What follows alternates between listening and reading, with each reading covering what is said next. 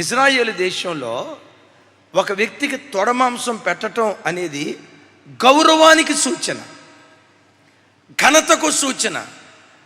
గాడిదలు కాసుకునే సౌలుకు ఎంతటి గౌరవాన్ని దాచిపెట్టాడో తెలుసా? ఇజ్రాయేలు దేశానికే మొట్టమొదటి రాజుగా ఊరేగించబడి అంత గౌరవాన్ని దేవుడు దాచిపెట్టించాడు. ఈ ఘనత ఇశ్రాయేలీల వంశావళిలో గతంలో ఎవ్వరికీ ఇవ్వాల. గతంలో ఏ ఇశ్రాయేలుడికి ఇవ్వని ఘనత సౌలు కొరకు దాచిపెట్టాడు. విశ్వసించండి, మీ తల్లి వంశంలో, మీ తండ్రి వంశంలో, మీ పూర్వీకుల వంశంలో ఎవ్వరికి గతంలో ఇవ్వని ఘనత నీకివ్వాలని నీ కొరకే దేవుడు దాచిపెట్టించాడు.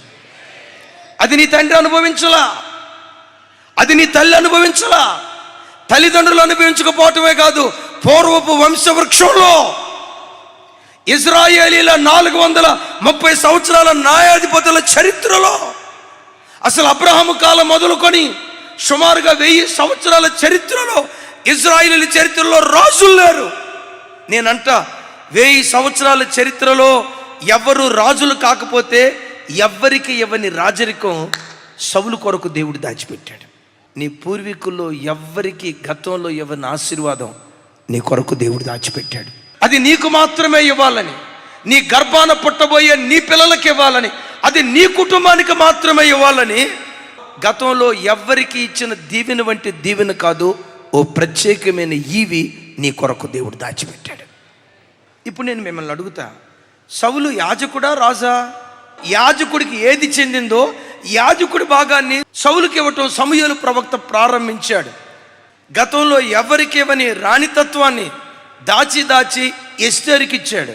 యెషే గోత్రంలో ఎవరికి ఇవ్వని రాజసాన్ని దాచి దావీదుకి ఇచ్చాడు.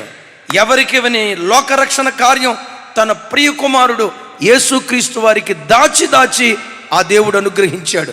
వాళ్ళకిచ్చిన దేవుడే, విశ్వసించండి, నీ కొరకు మాత్రమే కొన్ని ఈవులు దాచించాడు ఆయన. తగిన కాలమందు దేవుడు వాటిని బయటకు తీసుకొస్తాడు. అయ్యా, ఈ ప్రసంగాలు చాలా విన్నానయ్యా, ఏమి నాకు ఈ రోజు వరకు ఏ ఈవి ఇవ్వలేదయ్యా, నేను ఏది పొందుకోలేదయ్యా. ఓ నిస్సహాయత, నిస్పృహత, కృంగుదల ఈ వాక్యం వింటున్న మీలో ఎవరిలోనైనా ఏలుబడి చేస్తా ఉందా? దాచున్నాడనేది వాస్తవం. తగిన కాలమందు బయట పెడతాడు అనేది అంతకంటే వాస్తవం. ప్రతి దానికి దేవుడు ఒక సమయాన్ని నిర్ణయించాడు. ఆ నిర్ణయించిన కాలంలో నీ కొరకు మాత్రమే ఇవ్వటానికి ఏ ఈవి దేవుడు దాచాడో నిశ్చయంగా దేవుడు నీకు అనుగ్రహించునుగాక.